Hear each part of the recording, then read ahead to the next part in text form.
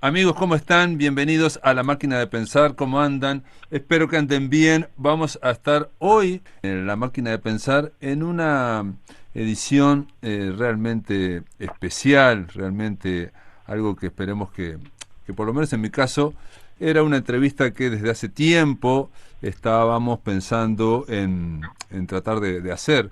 Me refiero a conversar con un escritor español, un escritor que es muy difícil de encasillar, que tiene muchas particularidades y bueno, la idea es conversar un poco con él.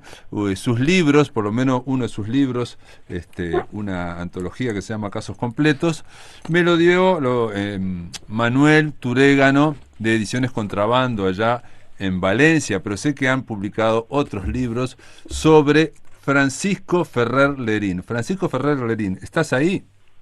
Sí, estoy aquí, estoy aquí. Bueno, bienvenido a Montevideo, bienvenido a La Máquina de Pensar. Pues muchas gracias, bien hallado.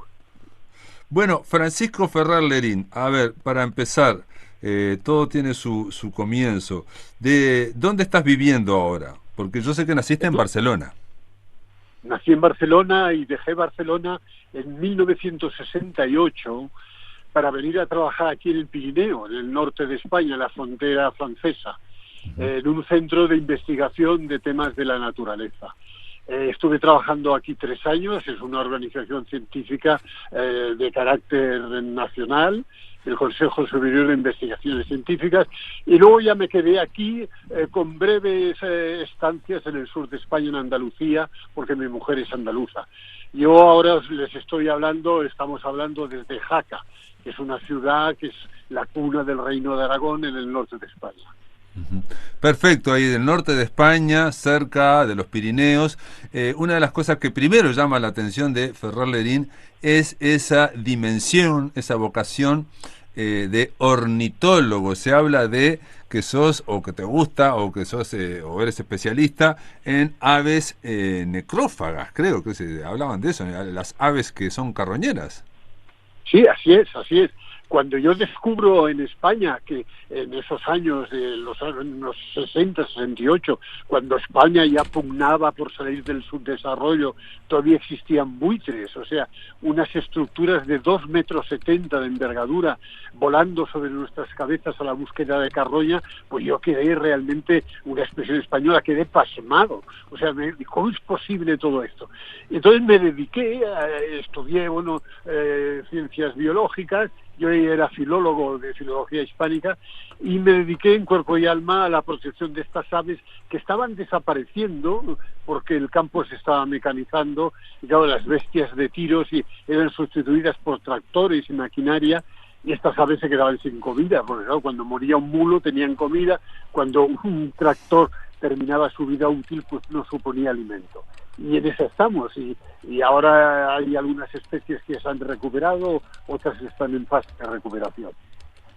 Bueno, yo te escucho y lo primero que se me viene a la mente, yo de chico vivía allá en España, en Valencia, bueno, y en otras ciudades, y en su momento, en los 70, era muy emblemática una serie de Félix Rodríguez de la Fuente, y uno de los capítulos, me recuerdo que así muy vívidamente, es el dedicado a los buitres, ¿no?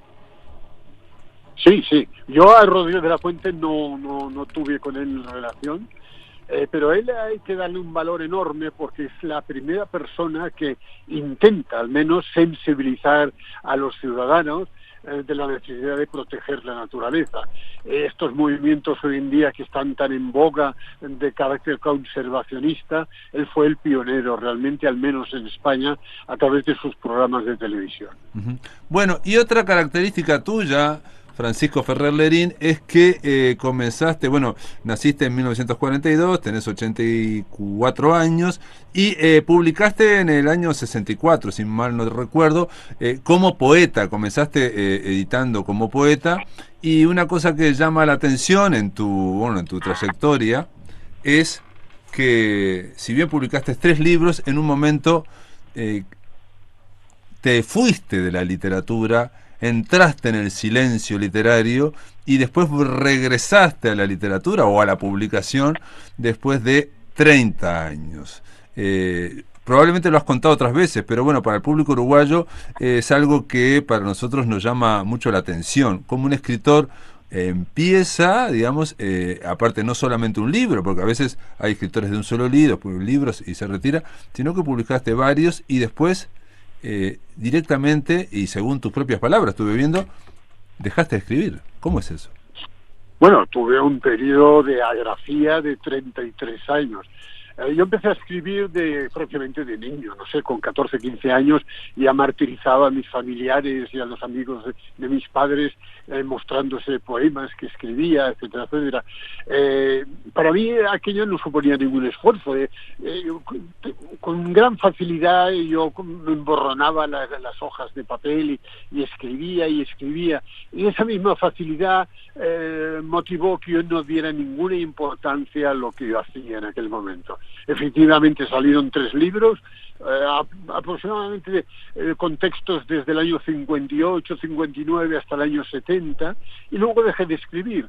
O sea, esa misma facilidad, esa no dar importancia a lo que hacía, pues para mí no fue óbice para que lo dejara. Y estuve 33 años sin escribir. Otros compañeros míos de aquel momento quizás se tomaron las cosas más en serio, vieron su vida ya proyectada prácticamente hacia el premio Nobel.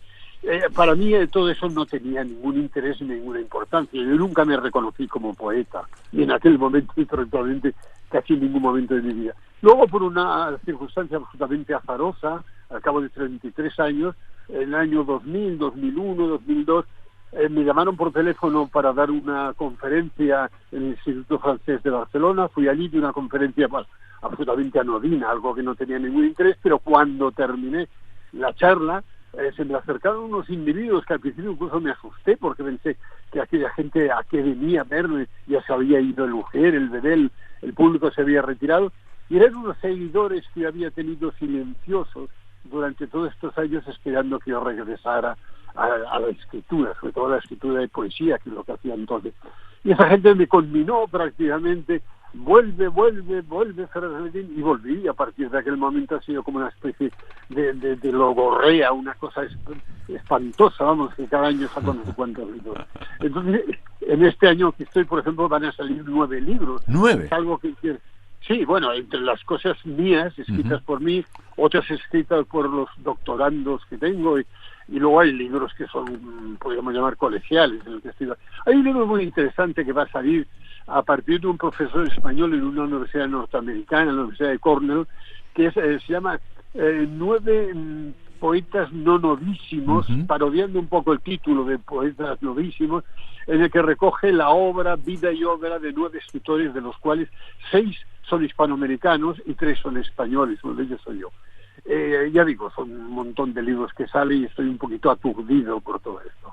Aparte que la edad que yo tengo, la gente diría, bueno, usted ya debería estar muerto, al menos calladito, ¿no? Además, no estoy parado. Hay que decir que el año pasado, o sea, digamos, en el 2025, se editaron en España 2 libros. Uno se llama Apud, textos críticos sobre arte casual en la obra de Ferrer Lerín. Esto fue editado en Zaragoza. Y en Valencia, en Ediciones Contrabando, se editó Memoria de los Sueños. Estos 2 libros fueron coordinados por Joaquín Fabrellas, ¿no? El libro que yo tengo, que se llama Casos Completos, que es del 2021, fue coordinado, editado por Antonio Viñuales Sánchez. Ahí tenemos a 2, digamos, como decís vosotros en España, 2 forofos, nosotros decimos fans, de tu obra, y son textos críticos. En un momento, digamos, tus libros comienzan a generar interpretaciones, comienzan a generar crítica. ¿Cuándo fue eso? Estas 2 personas, actuales profesores universitarios, fueron doctorandos míos. Los 2 escribieron la tesis sobre mi obra. Entonces, el primero, Joaquín Fabrellas, es profesor de la Universidad de Jaén, y Antonio Viñuales es profesor de la Universidad de Zaragoza. Fabrellas, el libro primero que ha citado, Apud, es una recopilación de una mesa redonda que se celebró en Andalucía sobre arte casual. Arte casual es un concepto artístico que yo empecé a trabajar en él en el año 1984. Este es un concepto que también ha generado varios libros. Y sobre arte casual y mi poesía o mi escritura casual se está trabajando ahora desde varios foros. El otro libro, Memoria de los Sueños, es otra recopilación, también hecha por Joaquín Fabrellas, sobre mi fortuna crítica, o sea, sobre todos los artículos, o parte de ellos, que se han publicado, tanto epílogos, prólogos, artículos, etcétera, etcétera. Era un volumen de 1.500 páginas, que no abarcaba toda la fortuna crítica, pero era un volumen de 1.500 páginas que, claro, el editor, cuando vio aquello, se asustó y lo redujo a 400 páginas, que es este libro, Memoria de los Sueños. Sí, perdón, te iba a preguntar, obviamente todos se deben estar preguntando, ¿qué es el arte casual, según Ferrer Lerín? El arte casual es un concepto que, ya digo, yo desarrollé en 1984. Yo como ornitólogo de campo, acostumbro a recorrer determinados parajes, determinados ecosistemas donde prosperan determinadas aves. Entonces, hay un ecosistema, hay un hábitat, podríamos decir, periurbano, que es muy interesante, donde se encuentran determinadas especies de ave que a mí concretamente me interesan mucho, y estas no son necrófagas. Bien, pues en este ecosistema también se pueden encontrar restos producto de la mano del hombre, o sea, me refiero a restos producto de la agricultura, de la ganadería, de la industria, quedan desparramados en lo que se llaman ejidos, o sea, en las zonas periféricas de pequeños pueblos o de ciudades grandes. Yo soy un fanático, un fan, como tú dices, del arte contemporáneo. Y a mí todos estos objetos, por su colocación absolutamente casual, nadie pretendía hacer arte allí, pues me producían un gran impacto visual que ya estaba rozando el hecho artístico, un hecho artístico que se producía en mi retina, en la retina de cualquier observador que esté más o menos sensibilizado por este tipo de arte. Yo lo que hago entonces es acuñar un término, arte casual. Luego redacto un manifiesto un poco en la línea de las vanguardias europeas del siglo XX y empiezo a fotografiar todos estos objetos desparramados, situados en determinados sitios, descontextualizando. O sea, la fotografía no es ni mucho menos el arte casual, es el soporte, podríamos llamar, del mismo, que es esa manifestación artística no motivada por nadie, pero fruto de la mano del hombre. Esto yo denomino arte casual y es un concepto que ha tenido un éxito dentro de los mundillos artísticos españoles de las 2 últimas décadas. La idea, por lo que yo entiendo, es que, digamos, el arte o la belleza de ese momento, de ese cuadro que aparece, de esa situación, está más en el ojo del observador que en lo observado. Digamos, de repente voy yo y no lo encuentro, y de repente estás tú y tú lo ves, y dices, esto es una obra de arte. Y me hizo acordar un poco a la idea del poema encontrado, ¿no? Trouvé, la idea de que alguien puede estar leyendo un periódico y encontrar ahí un poema que está escrito involuntariamente. Sí, algo de esto es. Lo que pasa es el objet trouvé, que se aplica sobre todo a los movimientos como el ready-made, siempre tienen una segunda parte. O sea, Duchamp, por ejemplo, que era realmente factotum de todo esto, que hacía el famoso urinario que encontró, lo cogió, se lo llevó a un museo, lo puso cabeza abajo.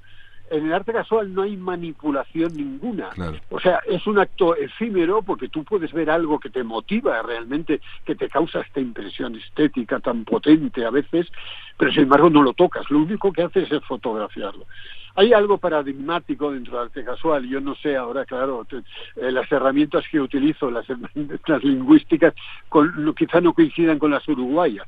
En España, después de cosechar un campo, se forman como lo que así se llaman pacas o balas de paja, que quedan en principio diseminadas en el campo hasta que luego el agricultor lo recoja.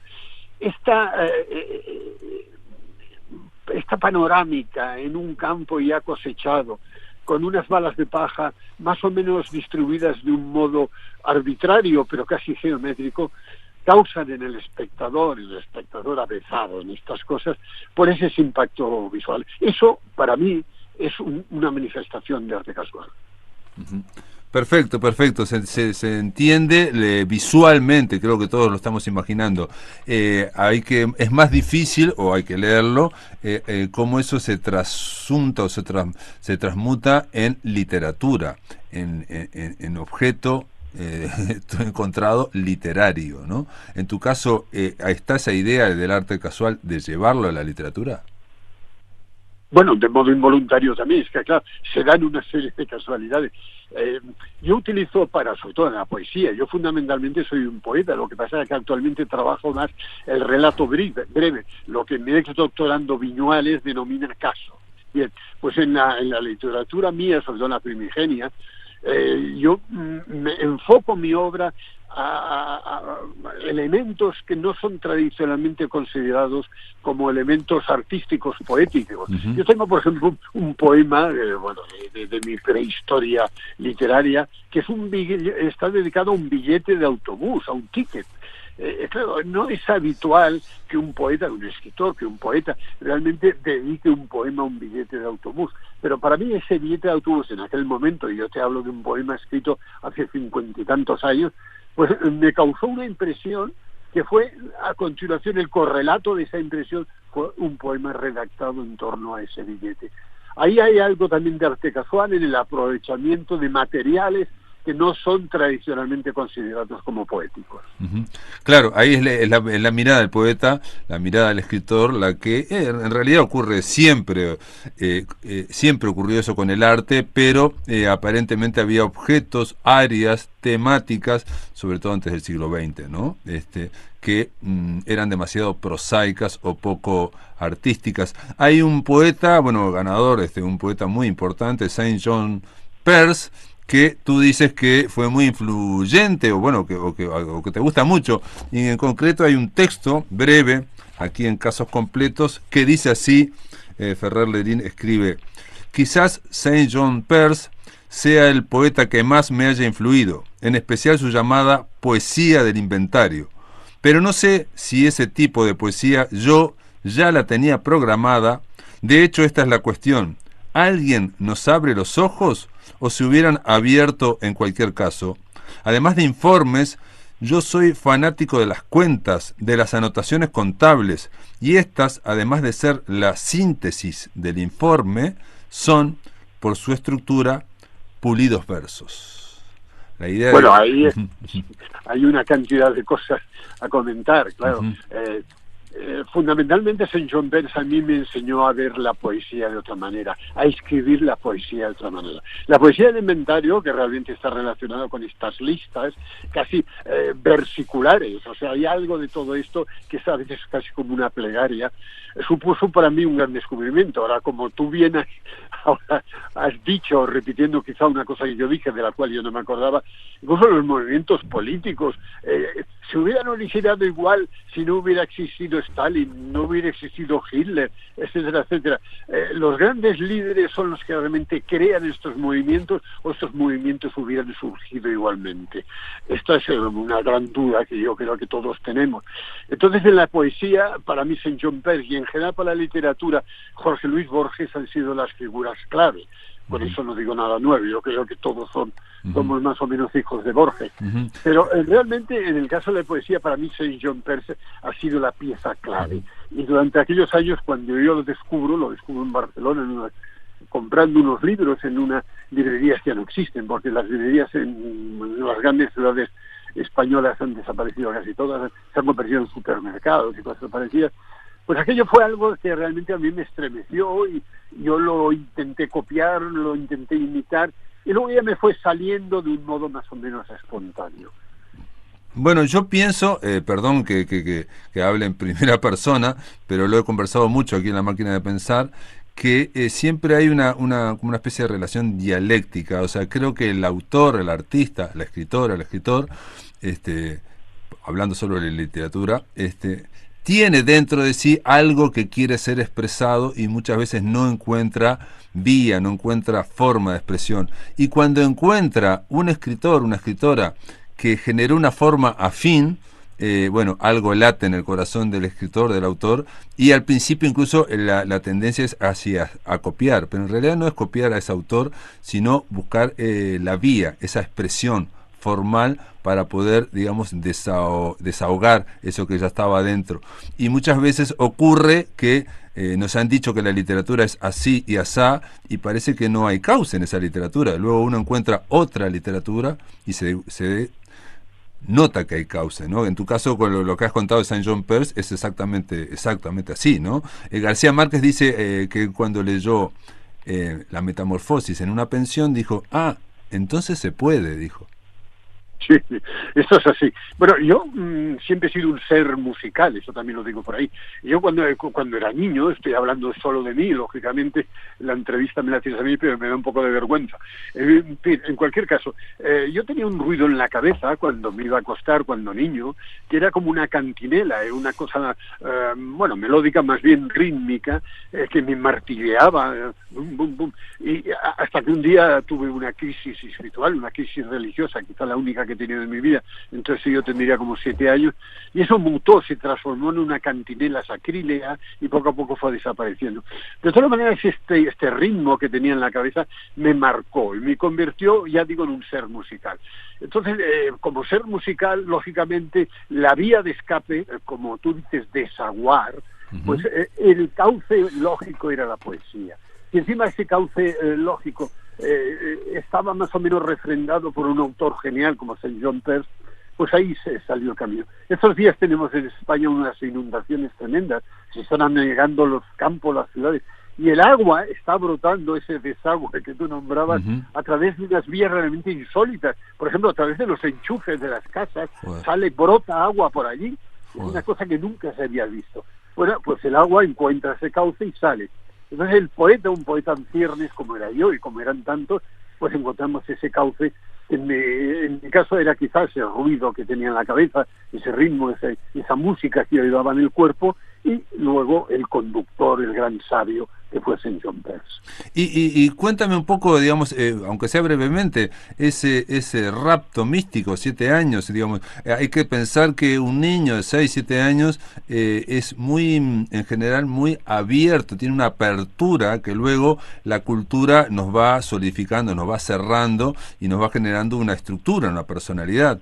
Una vez hablando con Mario Lebrero, me decía que la gente que dicen que tienen poderes psíquicos, que pueden, no sé, tener alguna telepatía, tener alguna cosa, él dice en realidad son debilidades psíquicas, porque no tienen la personalidad totalmente formada, y pasa lo mismo con los niños. A ver, ¿qué fue lo que te pasó a ti? Bueno, no lo sé. Realmente, claro, yo nazco en Barcelona en el año 1942. La guerra había terminado en el año 39. Toda la sociedad estaba absolutamente condicionada por el peso de la religión, de la Iglesia, fundamentalmente. Entonces, mis padres, que no eran unas personas precisamente religiosas, yo pertenezco a una burguesía, casi me atrevería a decir, una alta burguesía barcelonesa, pero la religión estaba ahí, nosotros íbamos a misa los domingos, yo hice la primera comunión, etcétera, etcétera, hasta que hubo un momento que yo todo aquello empecé a sospechar que aquello realmente no iba conmigo, ¿qué estaba pasando? Incluso yo le dije a mi padre, bueno, pero ¿qué estamos haciendo realmente? Esto parecía como una gran tomadura de pelo, ¿no? Y entonces me empecé a cuestionar a mí mismo determinados gestos, y entonces tú piensas que yo estuve en el bachillerato en un colegio religioso, en los jesuitas, nada más y nada menos. Y ya a esa edad de los 7 años iba a una especie de preparatorio, una escuela que me preparaba para entrar luego en lo que era el bachillerato. Entonces tengo una crisis, podríamos llamar una crisis de fe profunda, y cuestiono todo este andamiaje que nos rodeaba y que nos constreñía. Y a partir de ahí, pues reacciono casi violentamente, y esa cantinela se vuelve sacrílega, una cantinela que era solamente musical, pues entonces tiene una letra. Pues me convertí en letrista de unas canciones que hasta hace poco eran casi exclusivamente sinfónicas. No voy a decir lo que repetía machaconamente, porque claro, puede ser que algún espíritu sensible a la religión me molestara, ¿no? Pero ahí se produjo una crisis absoluta.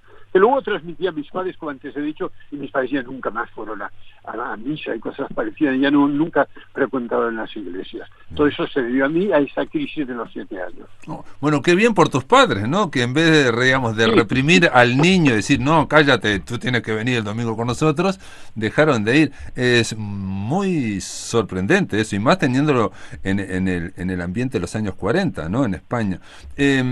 Otra cosa, Francisco Ferrer Lerín, perdón que vuelva a tu periodo cuando estuviste 33 años sin escribir, que te dedicaste a observar pájaros, a la ciencia, a muchas otras cosas, a ser ornitólogo, pero a otras cosas. La pregunta es la siguiente.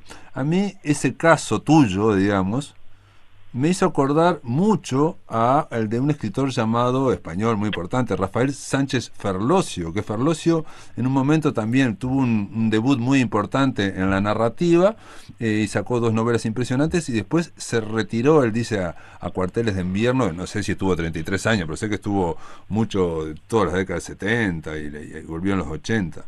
¿Alguien te ha dicho si hay afinidades, si tienes afinidades con Ferlosio, con Sánchez Ferlosio?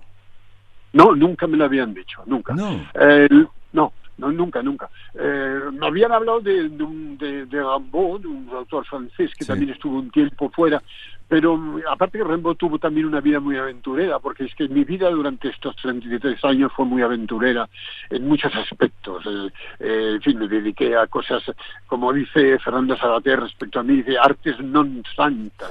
Y estuve muchas veces en el borde, o sea, casi en el abismo, ¿no? Pero con Ferlosio no. Luego me ha hecho gracia que se ha hablado de Mario Lebrero, y Mario Lebrero a mí Ignacio Echevarría, que sé que conoces a Ignacio Echevarría. Sí. Ignacio Echevarría es muy amigo mío, y últimamente ha publicado un artículo en El Cultural. Yo no sé, es que, claro, tampoco sé si determinadas publicaciones españolas os llegan a vosotros a Montevideo. No, lo leí donde, digamos, Ignacio Chavarría pide que te den un sillón en la Real Academia Española. ¿Por qué Ferrer ¿Por qué demonios?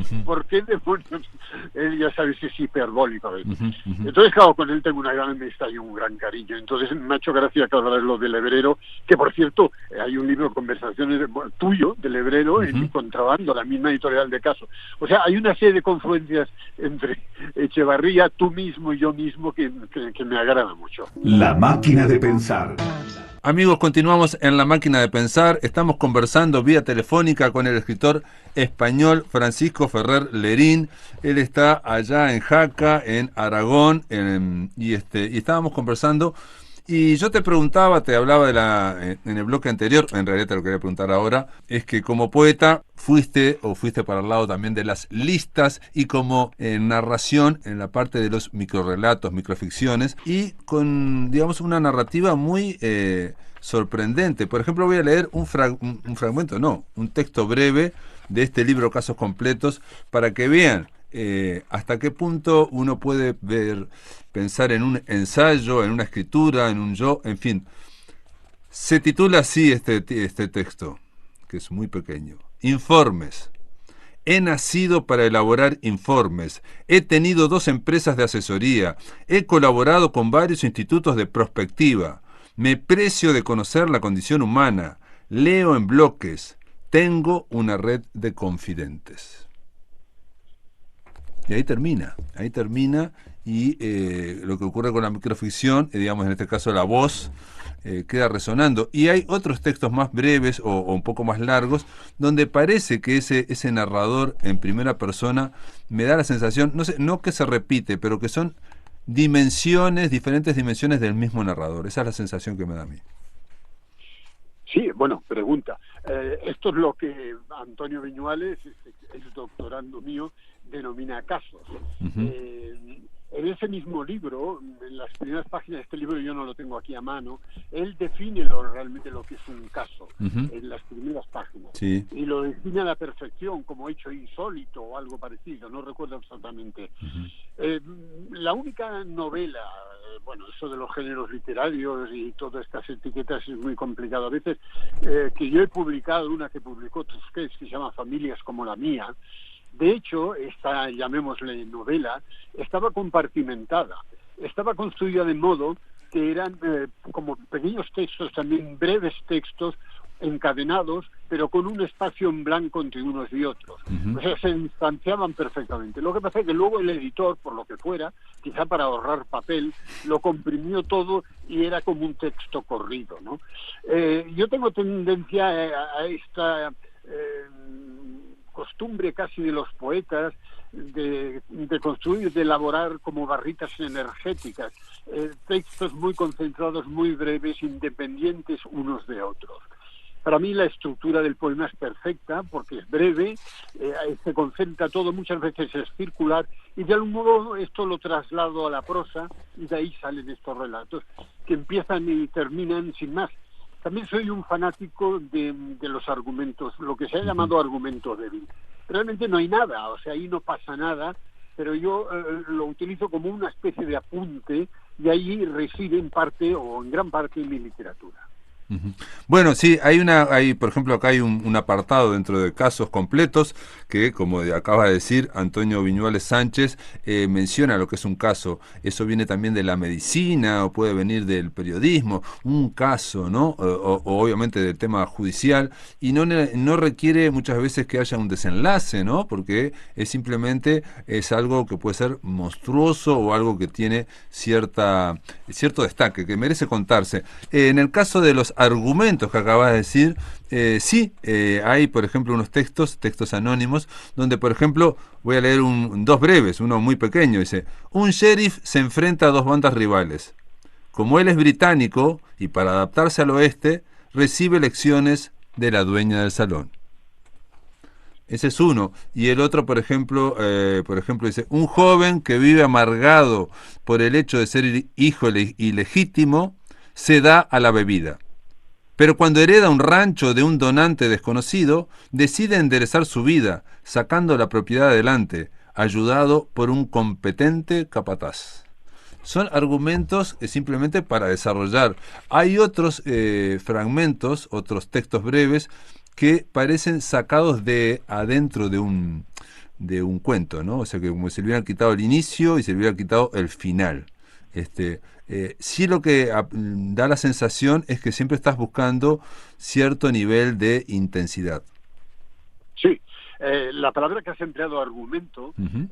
es muy interesante porque en España al menos, cuando yo era niño, repartían unas hojitas muy pequeñas, como unas estampas, que se llamaban argumentos, y eran los argumentos de unas películas que se anunciaban, sobre todo en los pueblos, cuando aparecían los fines de semana un tipo que iba en un carro con un proyector y una pantalla que a veces no era nada más y nada menos que una sábana. Entonces en estas hojitas, que ya digo se llamaban argumentos, Uh-huh. estaba en síntesis realmente el argumento de la película. Yo he mantenido todavía, he conservado algunos de estas hojitas, de estos argumentos, y los he utilizado en parte para esto. Los he modificado muchas veces para que tuviera incluso una sintaxis comprensible, pero ahí está la palabra argumento. Yo recuerdo de mi padre y de mi abuelo, dice: mira, han traído unos argumentos que los repartían por las casas. Uh-huh. Y de ahí parte estas narraciones tan breves. Uh-huh. Da la sensación que estas versiones tan breves también, si bien se pueden leer solas, como acabo de leerlos yo, también están en tensión con sus compañeras, digamos, ¿no? Igual con otros textos. Hay como una especie de efecto poético, digamos, ¿no? Incluso leyendo solamente uno puede decir, bueno, ¿y esto es realmente literatura? Puede decir, ¿no? Puede preguntarse. ¿Y tú qué Sí, dices? bueno, sí, realmente hay un nexo entre todos los argumentos porque todos parten de la pluma del mismo escritor, que soy yo en este caso. Pero también hay un nexo porque todos proceden de estos argumentos, o buena parte de ellos proceden de estos argumentos que salían de una imprenta, que debía haber allí un individuo, que es el que redactaba esto, después de haber visto la película, entonces él sintetizaba lo que ocurría en la película y lo escribía allí. Entonces hay una serie de conexiones que se han mantenido y podría haber realmente un hilo conductor entre todos estos textos anónimos. Podría haberlo. Uh-huh. Lo que pasa es que todas estas consideraciones son póstumas, prácticamente, porque es claro. como si hubiera fallecido ya el que escribió esto y ha fallecido el autor, que en este caso soy yo. esto ha sido una etapa de mi vida y yo no le he vuelto a tocar nada de todo esto. Y entonces lo que pasa con los buenos críticos, los buenos reseñistas, como Pablo en este caso, es que al autor le descubren, lo abren los ojos sobre elementos que él no había tomado nunca en consideración. Bueno, tiene... Sobre el libro de Ferlosio ya no me va a dejar dormir esta noche. Voy a hablar con mis doctorandos y voy a decir, y vosotros me veis a mí que Ferlosio es como Dios, ¿no? Era realmente magnífico. Sí, Ferlosio era un... estaba más, digamos, yo lo veo más en una dimensión más filosófica, pero es cierto. Y tenía ese libro que se llamaba Pecios, donde eran restos del naufragio, ¿no? Eran fragmentos textuales.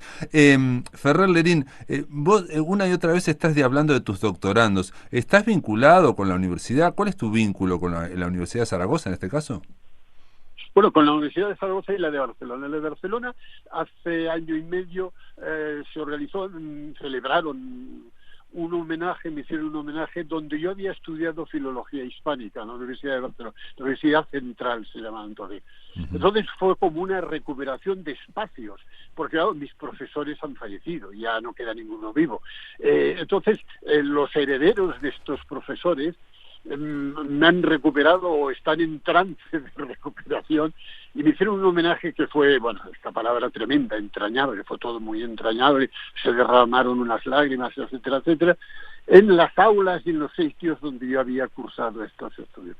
Entonces con la Universidad de Barcelona ahora me han vuelto a invitar a ir allí a impartir un curso, y con la Universidad de Zaragoza pues es a través de los catedráticos que yo he conocido ya ahora, que son gente que mucho más joven, con los que yo tengo mucho vínculo. Ellos los que prepararon, me abrieron mi primera página web, me abrieron el blog que yo he mantenido, mi blog personal, y con los profesores pues tengo muy buena relación. Luego hay que tener en cuenta que Jaca dispone de una universidad de verano que es quizá la más antigua de España. Aquí estuvo Unamuno, por ejemplo, estuvo García Lorca, y es un sitio donde todos los veranos se reúnen viejos profesores, etcétera, etcétera. Yo me encuentro muy bien en la universidad. También hay que decir que yo he sido profesor de la universidad. Yo fui a la Universidad de Granada como profesor de lingüística catalana hace muchos años. O sea, yo siempre he estado en este ambiente universitario. Recientemente en Granada también me han rendido una especie de homenaje. Cosas que, claro, esto también son frutos de la vejez. Pues está muy bien que te lo hagan cuando tienes 40 años, pero con 84 años es que están cavando a la tumba ya. O sea, bueno, pero sobre ti también ha escrito, que a mí se me había pasado, hay que decirlo, Vilamatas, ¿no?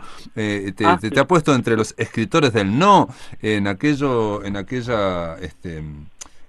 ¿cómo se llama? Bartleby, sí, preferiría no serlo, ¿no? Donde va metiendo casos de escritores que escribieron y luego se retiraron, incluso incluye a Felisberto Hernández, recuerdo, entre uno de ellos, el famoso escritor uruguayo, y entonces la idea de que te retiraste, pero a la vez estuviste vinculado. Y a mí me llama otra cosa la atención. Bueno, vamos a leer lo que dijo Vilamatas de ti. Dicen: Ferrer Lerín es un experto en aves, estudia a los buitres, tal vez también a los poetas de ahora. Buitres la mayoría de ellos. Ferrer Lerín estudia a las aves que se alimentan de carne, de poesía muerta. Su destino me parece como mínimo tan fascinante como el de Rimbaud. Esto está escrito por Vilamatas en Bartleby y compañía, que es uno de sus mejores libros, en el 2015. ¿Lo conocías? ¿Lo conoces a Vilamatas? ¿Cómo fue que entraste? No, yo creo que nos evitamos. O sea, yo personalmente no lo conozco, él sabe quién soy yo perfectamente, yo sé quién es, él es un magnífico escritor, ahora no vamos a entrar, claro. Pero yo creo que nunca hemos querido coincidir porque es un poquito, habría como una cierta rivalidad en cuanto a acaparar la atención del público. Eso me pasó con Carlos Barral yo tuve una relación estrepitosa, malísima, porque éramos como dos machos de pavo real, ¿sabes? Claro. Y estamos como aleteando y moviendo la cabeza, como si estuviéramos en celo, quisiéramos ahí cautivar una serie de muchachas. Entonces con este tipo de personas nunca me he llevado bien. Pero bueno, yo reconozco que Vilamatas me dio en aquel momento, que yo no era una persona demasiado conocida, como una especie de empujón. Quiero hablar de una escritora uruguaya, en el año, me pareció, falleció en el 94, Armonía Somers. Ah, Armonía. Armonía Somers en El Derrumbamiento, que también lo publica Contrabando. Sí. Contrabando, sí.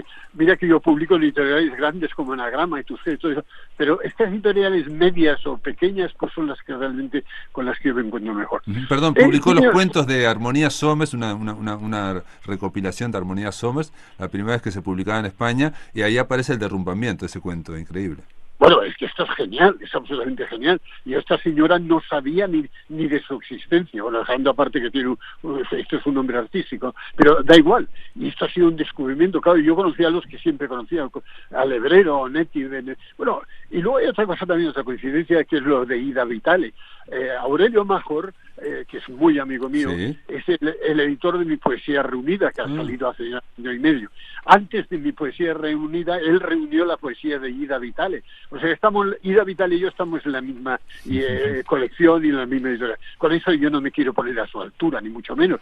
Pero también es otra coincidencia muy marcada. En cambio, por ejemplo, con Cristina Peri Rossi yo no he tenido ninguna relación ni la he conocido, pese a vivir ella en Barcelona. Sí, vivieron, digamos, coinciden en España y coinciden en Barcelona. Aurelio Major lo hemos entrevistado, sí, hemos conversado varias veces con él, he conversado. A mí lo que me llama la atención, voy a hacerte una pregunta que puede ser, no sé si hiriente, no, la verdad que no sé si hiriente la palabra, pero con tanta cantidad de crítica, ¿no? 1500 páginas acerca de tu obra, que te menciona Vila Matas, que te digamos que te hacen tesis sobre ti, hay doctorandos, en fin, todo ese vínculo que tenés con la universidad. ¿Cómo puede ser, estoy diciendo la pregunta que puede ser un poco tonta también, ¿no? Que yo, por ejemplo, no te conocía, o sea, que tu nombre, Ferrer Lerín, parece casi clandestino cuando es una persona, un escritor que tiene tanta trayectoria. Bueno, ahora Ignacio Echeverría escribió este artículo pidiendo tu ingreso a la academia, pero estamos en el 2025, 2026. Es una pregunta tonta, insiste, pero ¿te la has hecho? ¿Tienes alguna idea, alguna explicación? No. Pues no lo sé. Cuando Ignacio Echevarría recopila una serie de relatos breves míos y los publica en la editorial Anagrama, es un libro que se llama Besos Humanos, Besos Humanos. Está epilogado por Ignacio, etcétera, etcétera. Él dice en ese epílogo, dice, por fin Ferrer Lerín va a dar el salto a la fama, porque claro, yo hasta aquel momento, según él, esto no es exactamente así, pero bueno, había publicado siempre editoriales muy pequeñas, lo que él llama siempre, que yo publicaba como en espejo, no sé qué nombre le daba, que era todo como muy diseminado. A partir de este momento va a saltar a la fama y va a ser conocido por todo el mundo. Pues no es así. Yo tengo una serie de seguidores, fanáticos, esto fan, que tú has pronunciado la palabra, que son irreductibles. Esta gente mataría por mí, o sea, me tienen en una especie de altar. Pero es un número reducido. Yo sé, porque yo constantemente asisto a mesas redondas y sesiones dedicadas a mi obra. Por ejemplo, salas de lectura, salones de lectura se llaman en España. Se elige un libro mío y entonces allí hay como 15 o 20 personas que lo han leído o que lo han intentado leer, y el proyecto es que se dialogue y que se discuta sobre ese libro. Es un fracaso absoluto. Si allí hay 15 personas, quizá una ha logrado concluir ese libro, los demás lo han abandonado casi al empezar. O sea, la gente tiene una especie de alergia hacia las cosas que yo escribo, en general. Bueno, pero ahora, en el momento que alguien descubre y se entusiasma, pues esto yo lo tengo ya para toda mi vida.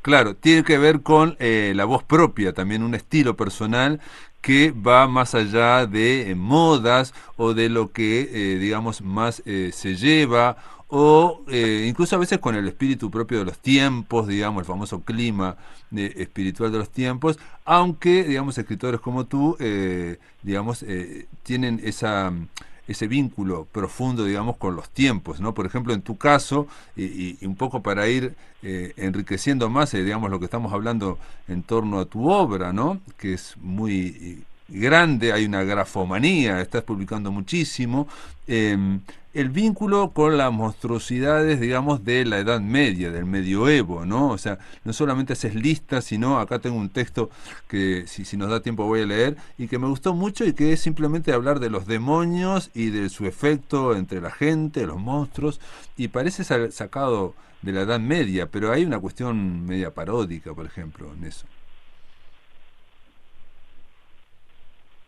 Por ejemplo, un detalle que no saben los amigos de La Máquina de Pensar, mientras estábamos hablando hubo un apagón aquí y tuvimos que volver. Sí. Es increíble. ¿Pero tú crees que esto se debe a mí o qué? No sé, pero nunca me había pasado en 20 años, ¿no? Es la primera vez, ¿no?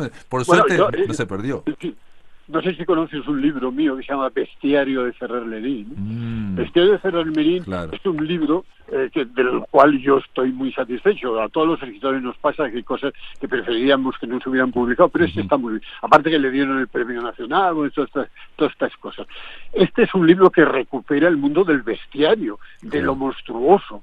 Y está un poco en la línea de lo que tú estabas apuntando, de todas formas. Este quizás es un libro que debieras leer. Bueno, digo, quiero decir para complejizar y para hablar, digamos, alguien que hace un bestiario de la Edad Media es alguien que obviamente no está solamente o no está, si bien estás viviendo y tienes que ver con nuestro tiempo, también estás escuchando lo que se llama, bueno, por lo menos pienso yo, ¿no? La voz interior, el estilo personal, lo que realmente está pugnando por salir más allá y por desaguar, siguiendo las palabras, más allá o más acá de la recepción, ¿no? Tiene que ver con una trayectoria, ¿no? Con un estilo. El estilo es cómo escribir, ¿no? El estilete. El estilete. Exacto. Esto es cierto. Y luego hay una temática, vamos a emplear esta palabra, que me consta que a la gente le molesta. Por ejemplo, la utilización del humor. Antonio Viñuales Sánchez escribió un artículo que se llama La risa de Ferrer Lerín, que me parece que está publicado en la revista Ínsula, no estoy seguro de esto, y que él toca un tema que es un tema tabú, al menos en España. Un escritor serio jamás debe emplear el humor. Bueno, de hecho Borges ya dijo algo parecido. Entonces, que por escrito un escritor escriba cosas que son susceptibles de promover al menos la sonrisa, no gusta. Hay otras cosas que tampoco gusta a la gente, que son temas que consideran macabros. Hay que pensar que estuve un año trabajando en la morgue. Cuando yo estudiaba medicina, en tercer curso de medicina, estuve un año preparando cadáveres para mis condiscípulos que luego pudieron trabajar con cadáveres o con porciones de cadáveres. Y se han publicado incluso fotografías de todas estas cosas que se me ve a mí trinchando un cadáver. Claro, todas estas cosas hay personas que o bien creen que yo les estoy tomando el pelo o que pretendo molestar o herir o que no acaban de entenderlo del todo. Todo esto echa hacia atrás a muchos posibles lectores. Todo esto yo lo reconozco, pero claro, yo soy así y tampoco quiero abandonar a estas alturas mi manera de ver las cosas. Claro, sin duda, y eso es lo que realmente en el fondo, lo que ocurre, ¿no? La soledad del corredor de fondo, ¿no? Lo que pasa al final es que el tema es insistir en la misma línea, ¿no? O sea, más allá de los cantos de sirena. Solamente quería decir una cosa, digamos, tu obra y el arte contemporáneo también hay una cierta afinidad con la obra de Vila Matas y el arte contemporáneo, digamos, ¿no? Ese vínculo con Duchamp, con el arte, la idea de arte contemporáneo. Y voy a leer este texto, a ver si nos queda tiempo. Sí, me queda tiempo. Es un texto un poquito largo, pero me gustó y lo quiero compartir con la audiencia y contigo, con vos, Ferrer Lerín. Se llama Holzhauser y entre paréntesis dice Bartolomé. Y dice así: famoso visionario alemán nacido en el año 1613, a quien se le apareció el diablo en el acto de nacer bajo la forma de un perro negro muy feo. El recién nacido exclamó que no le temía y el diablo desapareció. Siendo niño aún, tuvo una favorable visión, apareciéndosele en una gran cruz que llegaba al cielo nuestro Señor Jesucristo acompañado de la Santa Virgen. Esto él mismo lo contó a sus padres, que quedaron maravillados. Cuando estudiaba latín fue atacado de la peste que reinaba entonces en Colonia, y mientras estaba en la cama sintió que le daban un terrible bofetón. Se volvió, no vio a nadie, pero el bofetón le había curado. Púsose los calzones y regresó a la clase. Fue a estudiar filosofía a Ingolstadt, fue sacerdote, hizo milagros, tuvo visiones sin número, reformó monasterios, fundó casas de religiosas y edificó al prójimo. Fue vejado por los demonios, perseguido por espectros, profetizó y publicó sus visiones. Al principio dio a luz su viaje a los infiernos, en la provincia de los impúdicos, probando con su relación que las almas de los lujuriosos son muy cruelmente tratadas allá abajo. Publicó enseguida varias visiones poco notables y una explicación del Apocalipsis, cuyas predicciones encontró fáciles de cumplir. Murió en el año 1658. Sus visiones son también una especie de apocalipsis. Un día vio 7 animales, un sapo que tenía muchos hijos e hijas y que cantaba como un periquito, un camello que llevaba la sangre de nuestro Salvador, un ser que tenía el relincho de un caballo y el ladrido del perro, una gran serpiente llena de hiel que se tragaba las almas, un enorme puerco que se arrastraba por el fango y que iba de lado, un jabalí que blasfemaba y, en fin, la 7ª bestia muerta y sin nombre. Bartolomé vio enseguida una monarquía y 2 sillas y al arcángel San Miguel que se paseaba entre muchos sillones. Vio a un rey a caballo sobre el Danubio y después a muchos gusanillos que se iban a comer un gusano grueso, cuando vio un gato que echó acá y acullá a los gusanillos y libertó al otro. Todas estas visiones se dirigían a probar que pronto no quedarían herejes en Alemania, lo que todavía no se ha logrado. Ese es el texto que quería compartir. Sí. Es muy gracioso. O sea, yo lo encuentro... Bueno, esto es un texto impresionante, modificado por mí, tergiversado si quieres, pero que está publicado, creo recordar, esto sale en este bestiario que yo te he nombrado antes. Ah, mira ahí, mira. Porque está acá en casos completos también está. ¿Dónde lo has encontrado? En casos completos, editados por Contrabando. Bueno, pues ahí te pondré la procedencia, probablemente es del bestiario de Ferrer-Lerin. Claro. Y a su vez de este bestiario de Ferrer-Lerin, quizá proceda del diccionario infernal, estoy en este momento pensando todo esto, un diccionario infernal de un tal Colin de Plancy, un francés, pero no estoy seguro. En cualquier caso, eso no tiene nada que ver con el original al que yo pude acceder en algún momento determinado. Yo luego lo he ido adornando y retorciendo. Pero suena muy bien, me ha encantado. Yo no me acordaba ya de esto. Eso es lo lindo. No lo habrás escrito. No, pero eso pasa también cuando uno escribe, creo, con su estilo personal, es que el autor luego se lo puede leer como el lector con distancia y, como decía Onetti, a veces maravillarse y a otras veces avergonzarse, ¿no? Por suerte, por suerte en este caso ocurrió lo primero, ¿no? Onetti decía... me ha gustado muchísimo. Bueno, felicitaciones a ti. Esto está en casos completos. Onetti decía que nunca se releía porque o encontraba una página perfecta y se maravillaba y lo deprimía porque decía nunca voy a volver a escribir esto así, o encontraba una página muy imperfecta y lo deprimía porque qué lástima que no la trabajé más y fui muy holgazán, ¿no? En fin, pero Onetti se deprimía. Francisco Ferrer-Lerin, un placer, un gusto poder hablar contigo desde acá, desde Montevideo, y bueno, gracias por estar en la máquina de pensar. Pues nada, muchísimas gracias a todos vosotros, en particular a ti, Pablo, y nada, aquí tenéis vuestra casa, cuando queráis venir. Y yo tengo un texto que se llama Montevideo y Audio. ¿En serio? No sé si lo... No. Sí. Es un texto muy antiguo, supongo que tendrá como 60 años, y video, audio, en aquellos años ya empezaba todo el mundo la electrónica, la musical, y se llama Montevideo y Audio. Bueno, pues nada, os mando un abrazo. Y en ese caso Montevideo jugando con la palabra video, obviamente, pero por eso. Video, que claro. Aquí en España se llama vídeo, lo Video. acentuábamos, pero bueno, al principio se llamaba video en España también, cuando empezó a sonar esa palabra en la radio y la televisión era video, Montevideo y Audio. Pero es una butada absoluta, pero bueno, nunca más había vuelto a hablar de esto, fíjate cómo se recuperan las cosas. Genial. Un abrazo muy fuerte. Un abrazo muy fuerte, Ferrer-Lerin, y me encantó que mencionaras a la gran Armonía Somers, que también se puede leer por suerte en España, está publicado en Páginas de Espuma y también está publicado por la editorial Contrabando ahí de Valencia, y es una gigantesca autora uruguaya que desgraciadamente no es tan conocida como debería, pero ¿no? es brillante, es alguien también... Un último apunte, si me permite. Tu apellido Silva, aquí en el Pirineo aragonés tiene una gran importancia, porque aquí no existe la palabra bosque. para una zona donde hay muchos árboles. Aquí se emplea todavía la palabra selva, y selva y silva es lo mismo, como tú bien sabes. Exacto. O sea que estás vinculado totalmente a Jaca y sus alrededores. Bueno, para la próxima vez que vaya a España, espero ir a poderte visitar en Jaca y que podamos Aquí conversar. tienes tu casa. Te mando un abrazo, ¿eh? Un abrazo, Pablo.